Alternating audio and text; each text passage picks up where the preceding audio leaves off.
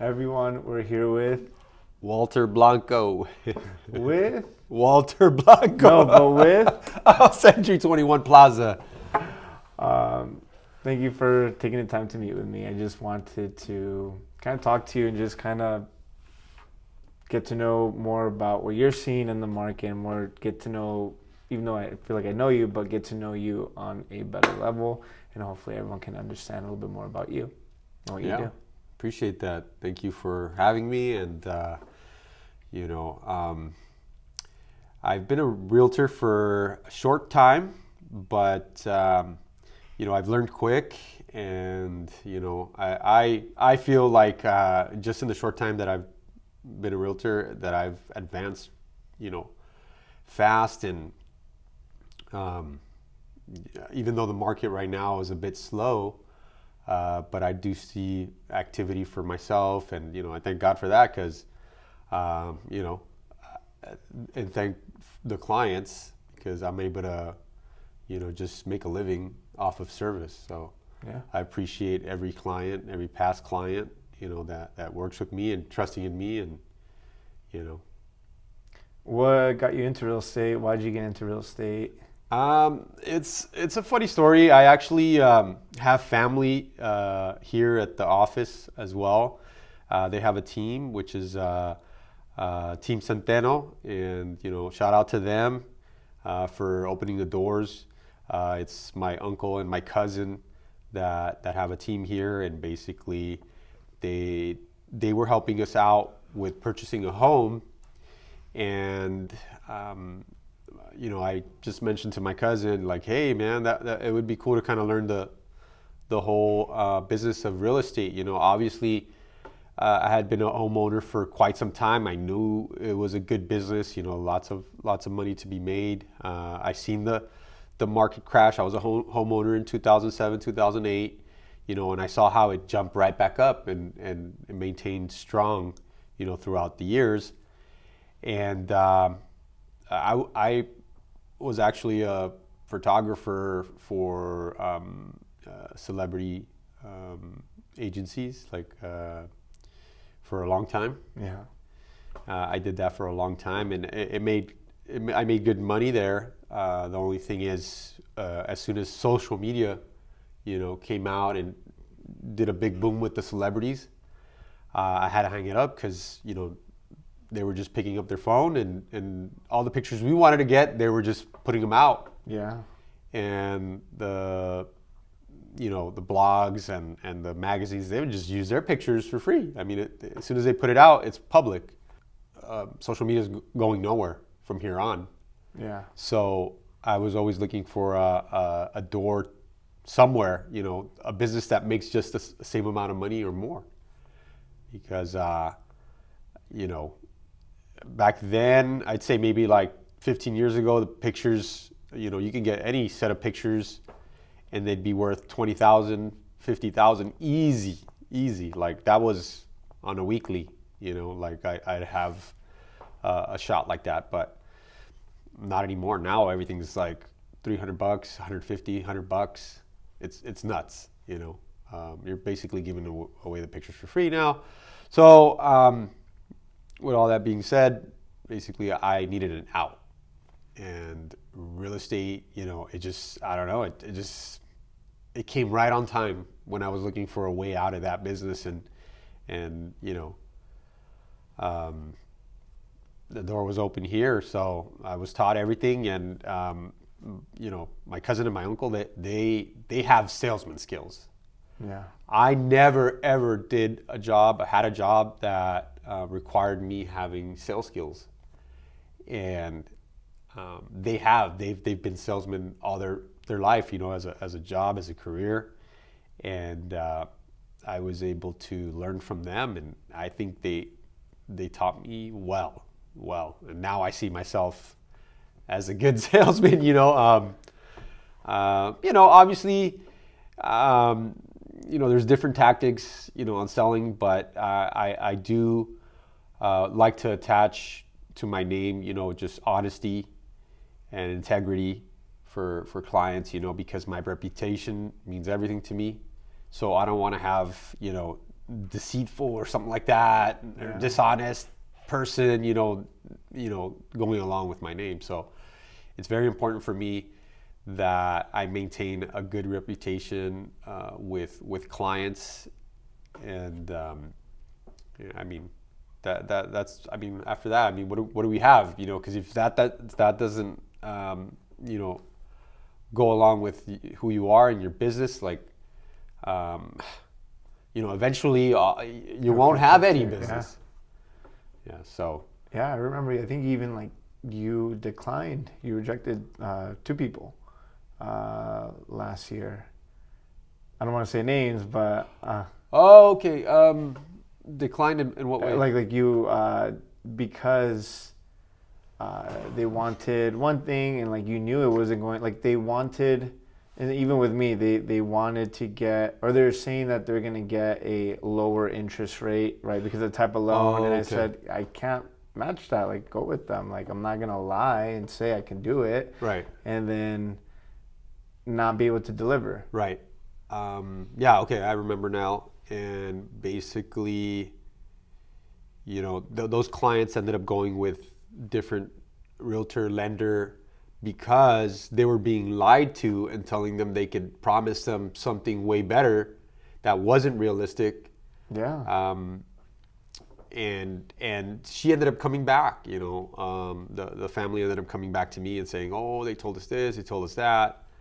And I kept on telling them. I stood firm and said, they're not telling you the truth. They're lying to you just to get you in the door, get you approved supposedly, and then once you're in escrow, ready to close, they're just gonna say, "Oh, I'm sorry. Like I wasn't able to. I tried everything possible to get you that rate, or get you this deal, but it's not gonna be possible." And the switch and is it the bait and switch? It's called the bait and switch. Yeah. And that's happening a lot right now. I'm seeing a little bit less now, but at the beginning of the year, man, like clients were going from one agent to another agent to another agent to another, because every agent's gonna say that they can get you better, Yeah. because they're trying to pull your business to them, and I get the tactic, but it's a lie. It's a lie. Yeah. And I don't want to be, associated with that type of lying, because, they'll go ahead and tell their family, friends. It's a small world. It's a small community, what San Fernando is, Santa Clarita, Antelope Valley. So if you're out there, people see you, and then, I heard this about him. I heard that about them, Yeah. It'll get to them somehow, Yeah. So no, I completely agree. Especially within the real estate community, I feel like everyone knows everyone. Yeah. So I think you've even ran into a couple people. And even some old friends that you didn't know that I knew, and it's like, what? How'd you know this person? I grew up with them. Right. No, that's funny. That's funny how we basically are kind of connected ourselves. Yeah. In a certain way to the same people. That blew my mind. I mean, when I found that out, like I was like, wait, what? Like how does that happen? Like it really is a small community and a small world too. I mean, Yeah. Obviously, like. I live in Santa Clarita, but I work in San Fernando. But San Fernando is its own little world, little community, and same thing with Santa Clarita. So, that we're gonna know the same people. Eventually, there's always a connection. Yeah. No, 100%. And kind of going back to the whole, especially right now because we're in a weird market, but going back to the whole. Honesty and just people like realtors and lenders lying to clients. Do you see a lot of people reaching out to you to see if you could do something better right now in this market, or not so much as before? Yes. I've had clients, come to me and tell me like, look, I'm already approved, but I'm trying to see if you can do better than this. Like I want something better. And actually, when they tell me exactly what they were quoted, I'll be honest and tell them, what, that doesn't sound bad. I understand you might be looking for something better, but like realistically, we're in a market where like it's tough. It's not easy. Prices are up. They maintained high. Yeah, they came down a bit, but they're back. And interest rates are high. They're trying to control inflation, and we're just in this market. I mean, but because I know that we're going to be giving them somewhat similar type of rates, or I can't negotiate. I don't have control of the negotiating the price of a home. I'll try my best, but obviously sellers are fixed on a certain price that they need, for either retirement or for their new house, and that they're going to get a $30,000, $50,000 price reduction. That's just, I'll be honest, that's unrealistic unless the appraisal comes in that low. But I've had people come to me and tell me, well, I know an agent at your office, and I've worked with them before, but they're giving me this type of rate, or like it doesn't seem like they want to show me houses. You know what I mean? And same thing, like I tell them, if you're already working with an agent, like I can't commit to trying to help you because I'm not that type of person. Why? Because I feel like if I take you from them, that it's all going to come back to me, and people are going to start leaving me, going to a different agent. Yeah. So and obviously the agents will come to me and say, hey, well, that was my client, you know what I mean? And then there's little issues there, right? But yeah, if a client tells me, you know what, I already have an agent, I'm just trying to see if I can get something better with you, I usually tell them, you know what, stay with your agent. Why? Because if you come to me, next thing you know, the week later, you're already going with somebody else that somebody promised you better. You know what I mean? So yeah. I'm a big believer in loyalty. And if you're going to trust in me, like trust that I'm going to look out for your benefit, and your interest. Because I do want to hand you keys. I do want to help your family, accomplish the dream of owning a home, your first home. I work with a lot of first-time buyers, so it's a wonderful feeling being able to hand those people keys. Do you get people that have interest in multifamily or investments, or not so much? I do. And not so much flips. I mean, like more buy and hold.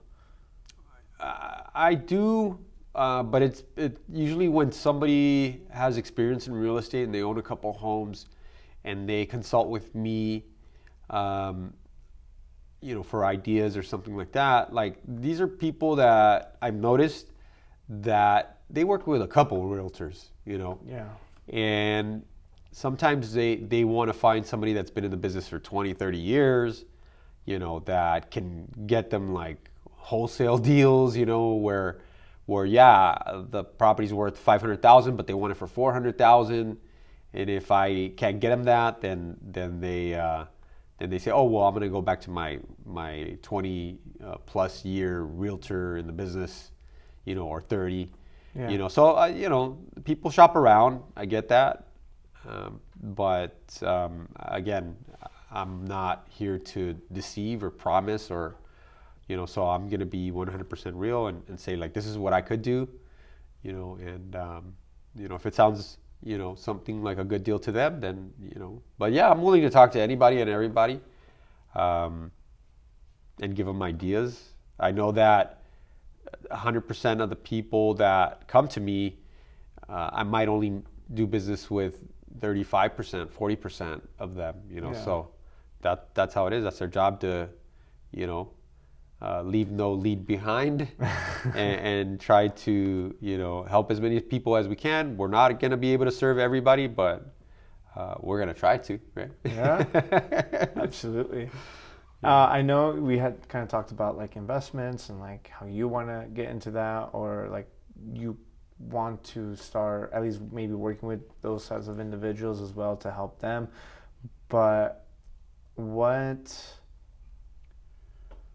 would you say to someone that wants to get started, what they would need to do, or maybe like what would you say like the stepping stones are, you'd say, for like someone that's new to get there? Sorry, like as an investor? As an investor, like first time investor, like what are, and it could be like the basics, right? Like someone that doesn't know anything, maybe they're trying to, buy, they already have a property that they live in, their home, but now they want to buy an investment property. Right. So, I mean, I'd give them, the information I do have. Most of it is basically lending information, right? Like, oh, how can I acquire my next property and be approved for another loan, even though I make the same money, or even less, or be able to keep the property they have and then just acquire another one. I am informed about all that and what you can do. And basically, usually, for buyers, for investment properties, they usually think that's actually not bad of a deal. If they purchase the second property, sorry. No, you're fine. So basically, when people looking to buy their second or third home, when they find out that you only have to give 5% down if you're going to be living in that property, they say, oh, what? I didn't know that. I thought it was 20% just period, So something that maybe they thought would be difficult or impossible because it's a 20% down, then they find out it's a 5% down if that's going to be their primary residence. Yeah. Then it just becomes something that's very possible and realistic that they could do, So a lot of people don't know that. A lot of people think that you need to give 20% or more down on their second home, Yeah, no, absolutely. So on their second home, so that, like you said, it wouldn't be a investment for the new home. It would be a primary residence, right? So the house that they're currently living in, that they're going to be moving out of, that's going to be like their rental property from there on out. There's another product I feel like is so under-talked, undervalued, or just like no one's talking about it, but I feel like it's super beneficial, which is FHA 203K. I mentioned it in one of my videos, but pretty much what that is think of it as a distressed property, right? Right. It doesn't matter if it's 1 unit or it could be all the way up to 4 units.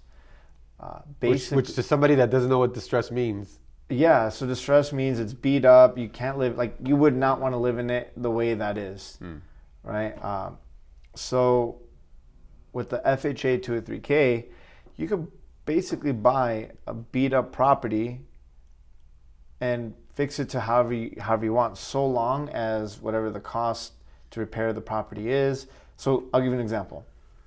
If it's listed at $500,000 and the contractor says it's going to cost $100,000 to fix the property, you're putting 3.5% down on $600,000. Plus you need to have closing costs and all that good stuff. Right.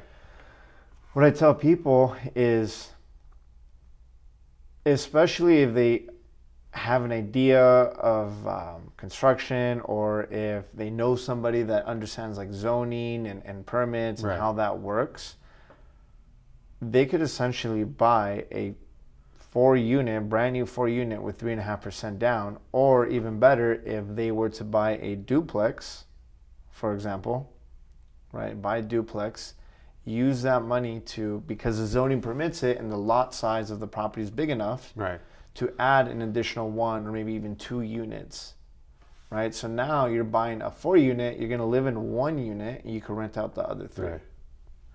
Yeah, I mean that's a great plan for. I believe it's a certain buyer that would try to take advantage of something like that, because not everybody's like handy, not everybody has a contractor. Well, so that's the beauty of this product. They don't need, one, they can't have their own contractor, nor can they do the repairs themselves.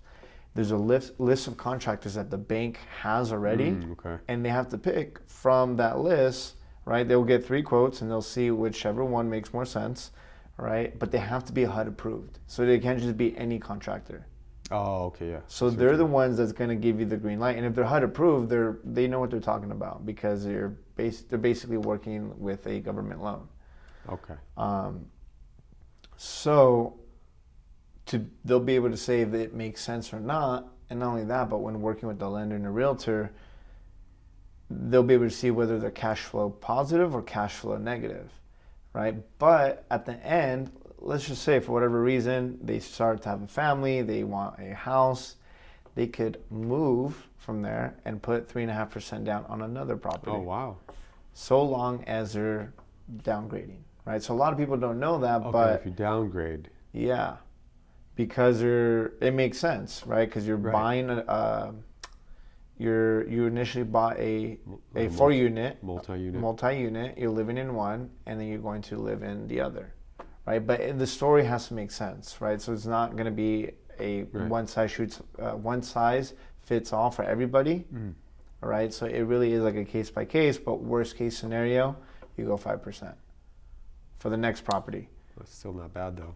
Yeah, That and could now be up to maybe $5,000 to $7,000 more, depending on the price. Yeah, Right, but not right, only but that, not but that much. now you have a 4-unit rental property, and now you have your home. Then you only put 5% down, Right, and you have this property that's making you money, right. and it's brand new because you basically built. Well, on see, it. I think that's why you need a good lender that can explain these things to you, give you options. Yeah.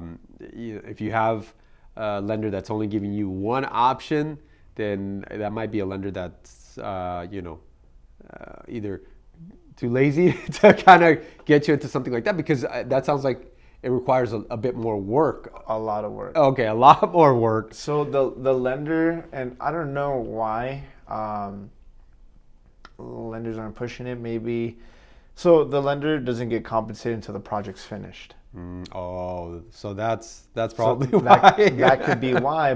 But I mean, I think if somebody wants to get into, or at least start like investing, right? At least, and they don't have that much money, I would say that's probably the best product because you're coming in with 3.5% down. Right. And not only that, but now you have a real estate portfolio that's actually making money every single Right. month. Okay, so what would be the type of property, if you could explain to us, that wouldn't get approved for a FHA 203K loan? Just so I know the difference between, okay, this one would be approved, this one wouldn't be approved. Because from what we know about FHA is that, condition is everything, like of the property, So Yeah. what would be a requirement that fits a certain property that will get approved for a 203K? So there's no specific property. So the difference between a FHA, just a regular FHA loan, and a FHA 203K is with the FHA loan, you're putting 3.5% down on the property as is. No repairs, there's nothing to be done, right? And a lot of people are afraid to, when they're putting an offer with the FHA loan and the property needs some work, a lot of listing agents and buyer's agents probably have an idea too that it may or may not get approved because it's not within their guidelines that it could get approved, that the appraiser is going to give the green light. Right? With the 203K, same guidelines as a regular FHA, but the 203K is that they're financing the construction, the cost to build it and make it in a livable condition. So that's the difference.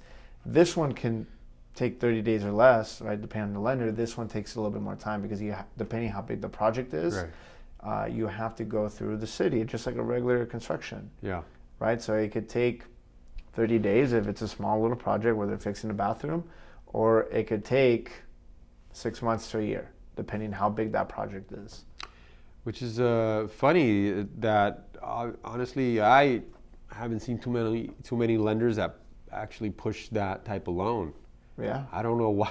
why that is. I've mentioned it in my videos. I've mentioned it to buyers are kind of like right there, and they need maybe they want like a newer home, and They don't want to deal with it. I mean I always push multifamily, like especially if they're trying to build a real estate portfolio eventually down the road. I feel like that's a good starter, but a lot of people don't. I don't know. They just. I don't know. I think they want instant gratification versus like they want the home now. Long term, Yeah, and so maybe working away. Yeah, they could still get the home both ways, but now they're building a real estate portfolio in the long term. Right. And yeah, I mean, you'll be able to find in LA, you'll be able to find many properties that are distressed and they need some work, and it fits perfect with the 203K loan, and it's a 2-unit, it's a 3-unit. I've seen them.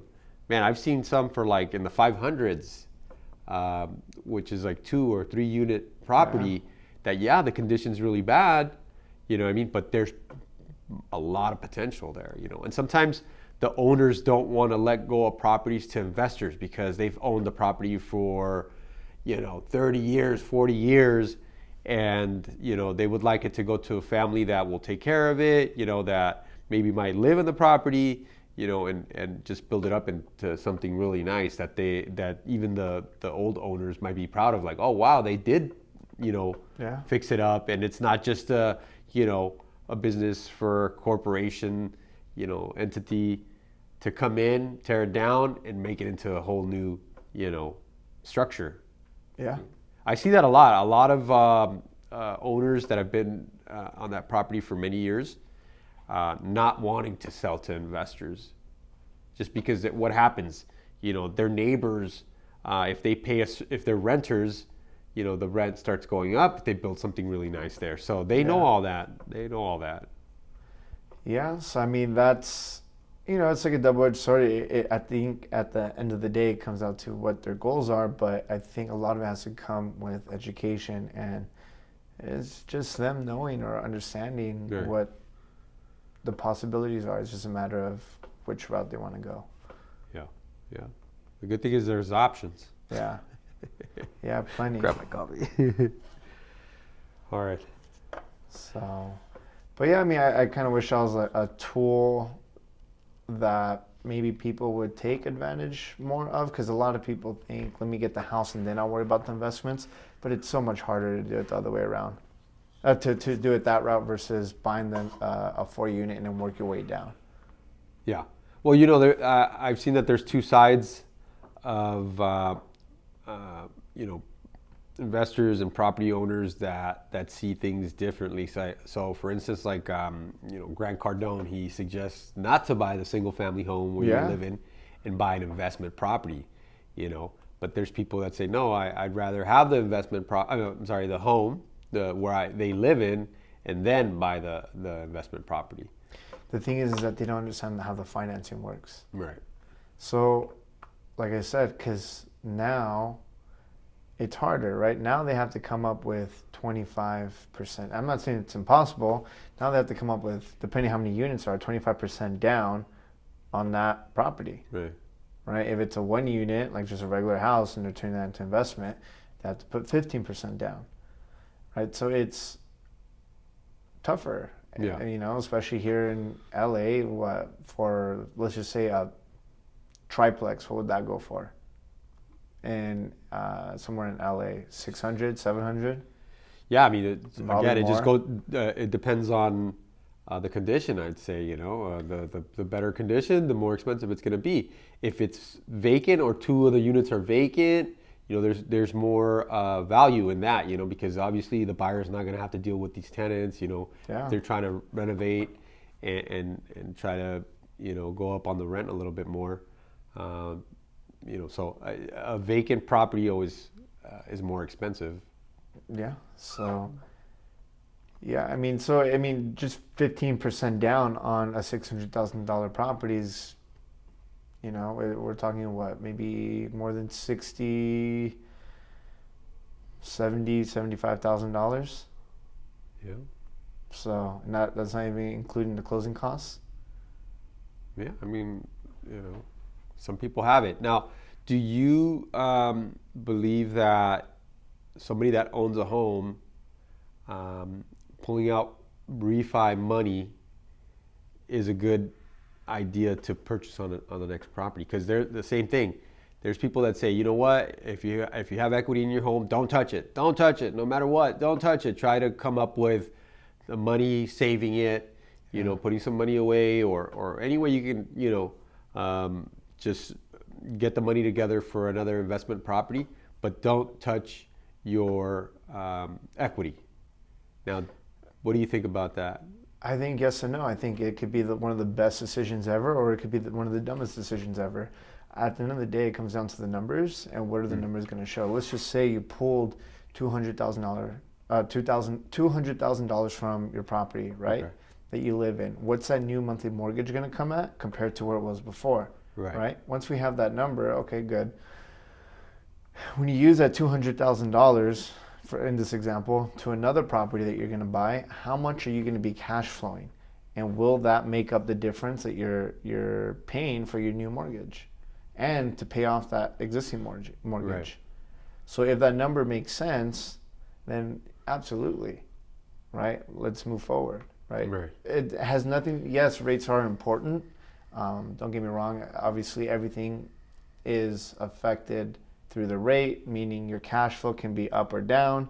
It could be a higher monthly payment, right? Obviously, the rate has something to do with it, but let's not get, a lot of people get too fixated on the interest rate, where it's, at the end of the day, does this property make money? Does it cash flow? Right. And to what percentage based on what you're putting down? What's your return that you're getting? Right. So, does it make sense? Yeah. Maybe, or maybe not. It doesn't matter if it's in a good market or a low market, because if you're getting, let's go back when interest rates were into 2%, right? To a certain degree, that property, the price does not make sense anymore to buy that property. I don't care how low that rate is. Right. If you got just to give you an example, $1 million property, right, at a 2% interest rate, and you're only getting $2,000 in rents, it's probably not a good, not saying that that's the case, but like in that example, like it's probably not going to be a good investment, right? No matter how low that rate is, right? Gotcha. Because the expenses of that property exceeds whatever the rent's coming in. So now let's take it the other way around. Let's say interest rates are 7%, but you're getting higher rents, right? It might make sense to buy that property even though interest rates are high. Right. So my advice is don't get caught up in the interest rate. Right. Let's focus, let's dig deeper, and let's look at the numbers. Right. Don't let the interest rate scare you from moving forward with an investment property. Yeah.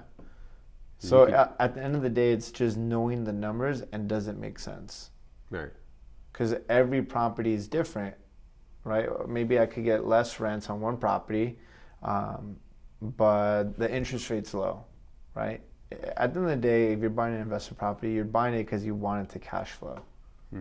And I think for me, if it was personally for me as an investment home, I'd rather purchase the property with a higher interest rate, the way the market is now, than when the rates are super low and there's all kinds of competition out there, and you're going to have to put money on top of even the appraised value, that, say for instance, it doesn't come in that high. Yeah. Paying the difference in cash. No, I'd rather get the property at asking price, not having to compete with 30 other families, and be able to get the property. The interest rate, we'll fix that, when it's possible to refi, when they've come down a bit.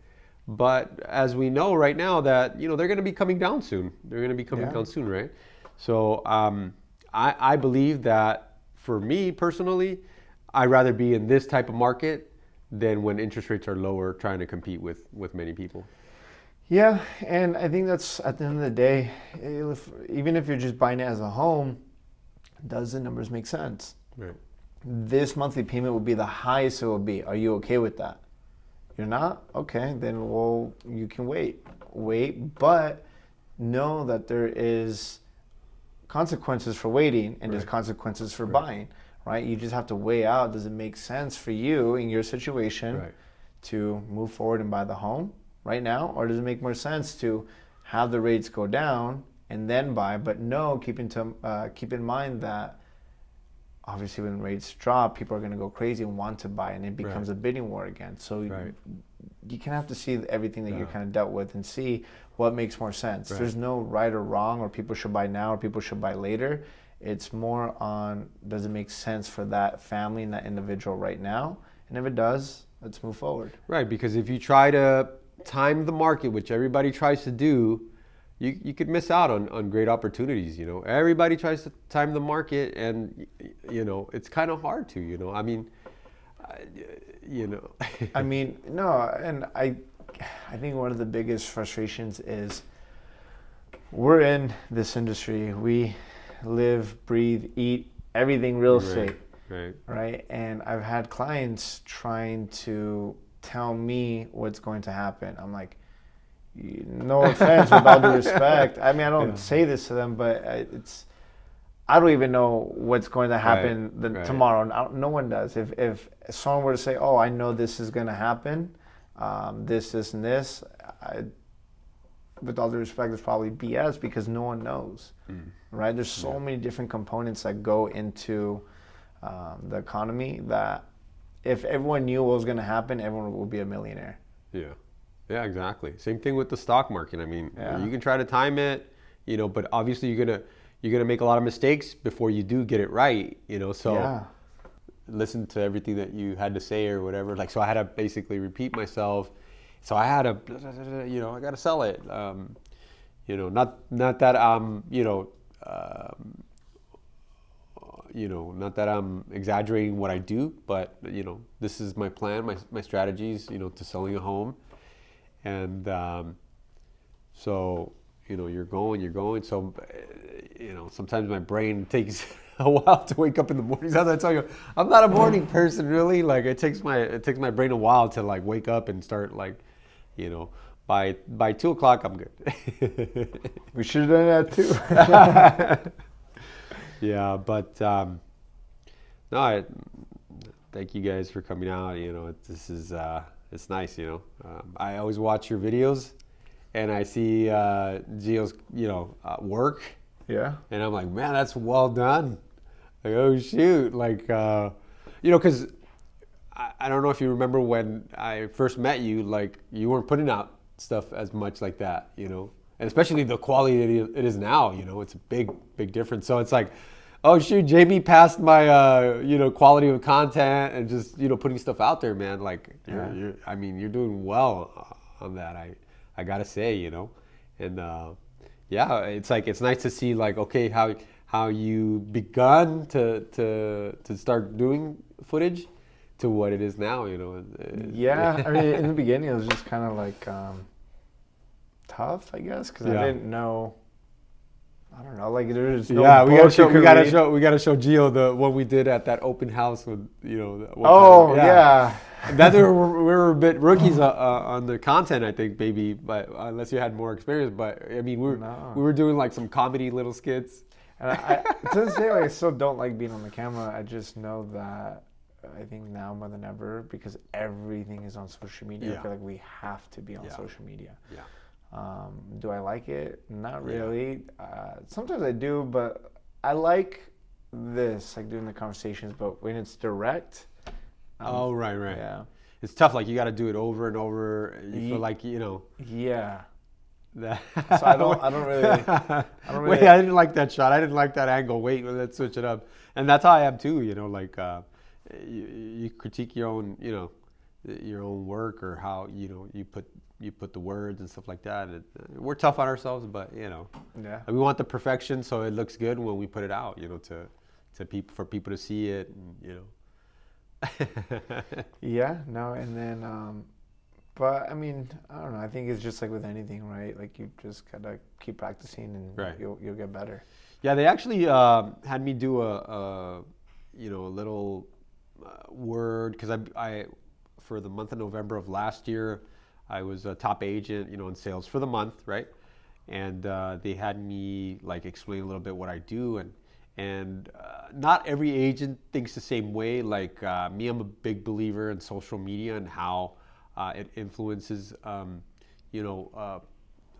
production activity, You know, a lot of people view you. You know, there's, you know, you can get a lot of views and business from it. You know, I had told a lot of people here that, you know what, I'll be honest.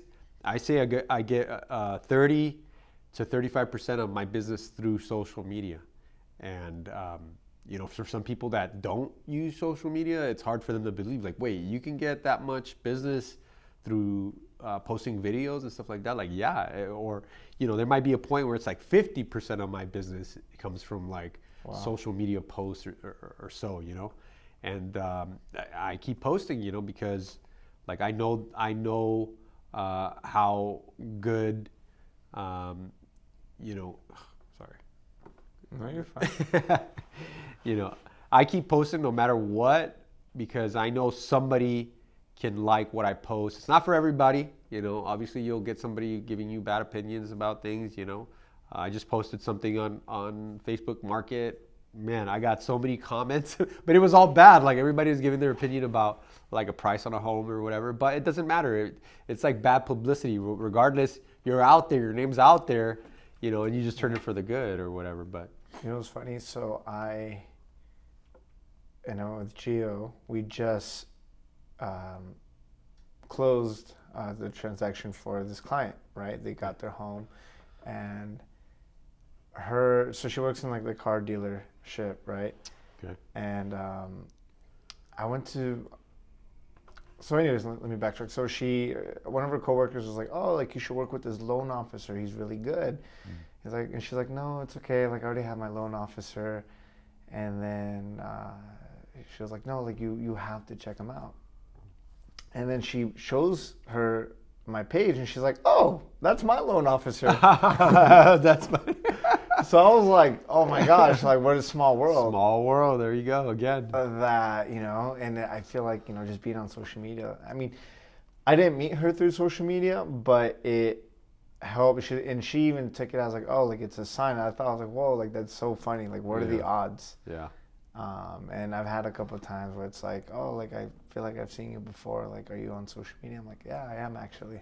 Yeah. And it's funny because Gio will be there with me, and he'll catch it. He's like, dude, I love hearing that because it means what we're doing is we're doing good work. Yeah. Yeah, exactly, man. I mean, you know, the power of social media, you know, you're going to reach a lot more people, you know, through there than if you tried to go knock on doors, you know, or be at the swap meet, or, you know. So I think for myself, you know, just like the call I just got, cold call, you know, a lot of people hang up on you. You're making cold calls. So social media is a way that we can get to, you know, a lot of people, the information and what we do. And after a while, you know, if they've been following you for a year, they feel like they know you. Yeah. I've had people come up to me at just random places like, hey, you're Walter Blanco.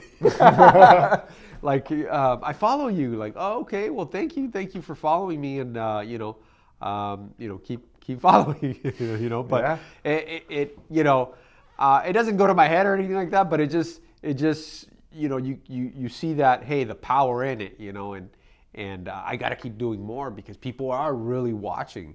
Yeah. You know, so you know, and I want to broaden out my business, you know, and I like it. Yeah, there's so much, and I think leveraging technology now more than ever to gain more business is super important. And I'm not just talking about social media. Like, I'm even trying to look at different avenues. Right. Maybe like ad campaigns. Ad campaigns, yep. Right. I don't know. There's a whole bunch, and now with ChatGPT in the picture, it's a whole different ballgame. It's like, how can we incorporate our existing technology with this new technology that's here? Yeah. And so I think if you're not using any of these tools, then you're gonna get left behind. Right.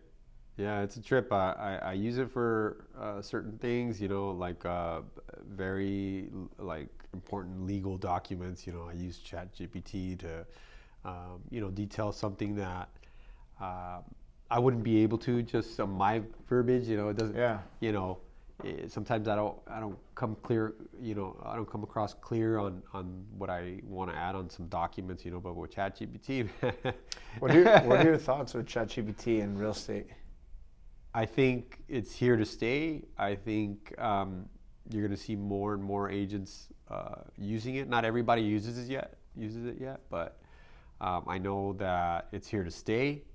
It's something that it's a tool. It's a tool that is beneficial for us. You know, like say I don't want to write this whole letter, you know, just to cover my clients, you know, for any legal reason, you know, and I want ChatGPT to create something very formal, you know, that's what I use it for, and it's very, very helpful, as opposed to like me just trying to think, okay, what am I gonna write, you know, it's gonna do it for you already. Yeah. So I mean, how is it not great? You have a CRM, right? Yes. Can you text to that CRM? Can I text through that? Yes. Yeah. So now think of it like this, not combining that. So imagine you do a Yeah. drip campaign and you tell it, hey, give me 50 different text messages, right? And you have to word it correctly for the prompt, but 50 different campaigns for a text message campaign for nurtured leads, Right. in the real estate industry. Yeah. Right? And then boom. And then send it in bulk. Yeah, or no, but a drip campaign where it's like a follow-up and a follow-up and a follow-up. Right. No, but I'm saying like if you have a specific one, it creates you know, a different one for a certain subject. Then you just, you know, send it in a mass text to everybody, and I get a lot of responses on that. You know, if you send it, for instance, I have about 600 numbers on my database. You know, possibly 100 will reply, you know, and you have something going there. Yeah. So it works. I mean, it's just saving us so much time now. The work, the you know, obviously you got to still put in the effort, you know, to get it done. But I mean, it's just a tool that, you know, it's very helpful, and it's here to stay. Yeah, no, absolutely. And then what the future brings, you know, that's what we know right now. But I guarantee it, they're going to upgrade it one of these days, you know.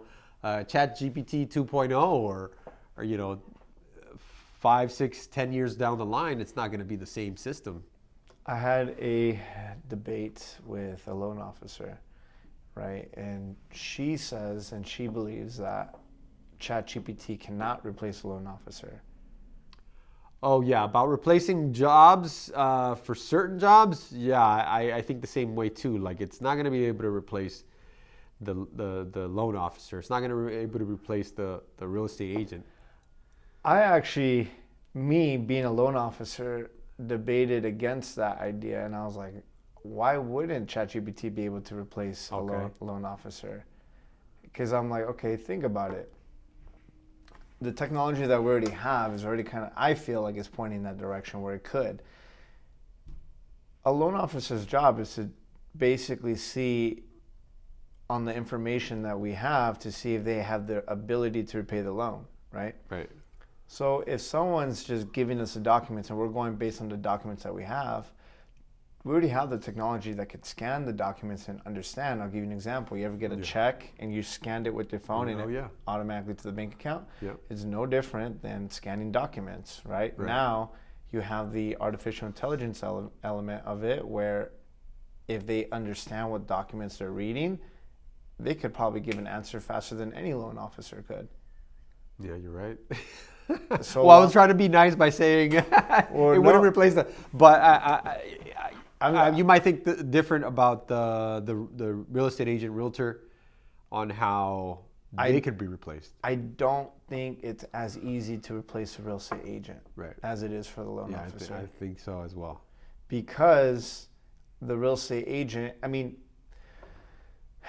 the counter argument with the whole loan officer is there's no human element behind it, right? With using ChatGPT, and I feel like people need that human element. I think would be the only thing saving the loan officer's job, right? But for a realtor, I think it's different, because to be able to go in there in the house, showcase it, and also, again, having that human element where technology wouldn't be able to give you that. Because I know Zillow initially tried to basically get rid of the agent and, hey, here's a code, text us the code, and we'll shoot you a code, just type it in, and then they could view the house. But Zillow's not doing that program anymore. So Yeah, I mean, what could happen is with the lender and the AI, I'd say, you know, you wouldn't be able to negotiate anything. Like it'll be a standard deal. Like this is it, your interest rate, like, and that's Yeah. it. You know, there won't be anybody to be able to say like, oh well, let me check other banks. Let me work. Let me try to get you something better. Or even say for instance, like, okay, we want this deal to happen for you.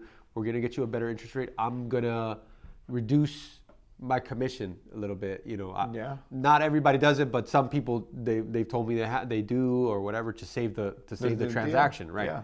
So, I'd say like there's one standard deal and take it or leave it. You know, that's how that might work. But I don't. What is your opinion on that?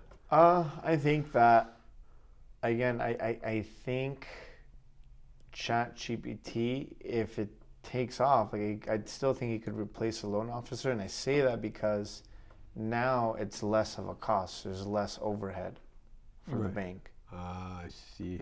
right? So Yeah. now it's not just eliminating the loan officer's job, but it could eliminate the other employees' jobs within the bank, Right. like maybe underwriting, right? Maybe yeah. processing.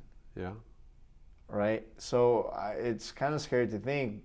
I hope it doesn't happen, but I'm not gonna be oblivious to say that it can't happen either. So But- you might have to switch sides. No, I don't think we're there yet. I think it's a long way from Right, now, or maybe right. it's right around the corner. I don't know, but just like with anything, right? We all have to kind of pivot. Right, and they have to agree on it. I'm sure that there'll be people that are against it, and because then it gives room for like replacing everybody at any desk job, any office job. Yeah.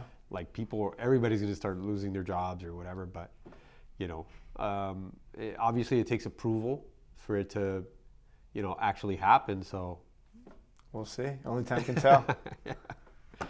all right, I think we got it right. Yeah. Yeah. Cool. Do an outro. Say thank you. All right. Cool. All right. All right, so thank you for taking the time to meet with me. But really quick, where can people find you? Where can they contact you? And what would you say your value proposition is? Oh shoot. Okay, so people can find me on Facebook, Instagram, TikTok. Walter Blanco on Instagram. Real WB Estates on the Instagram, and then on TikTok, I'm also as Walter Blanco. But what was the other question? Last question. What would you say your value proposition is to anyone?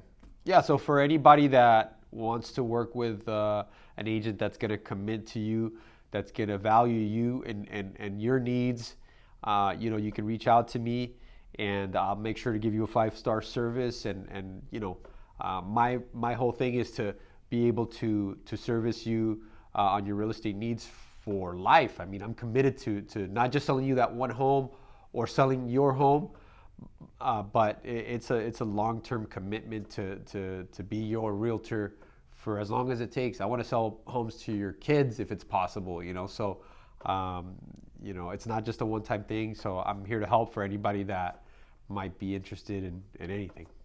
Cool. Thank you so much. All right, thank you so much for having me on your show.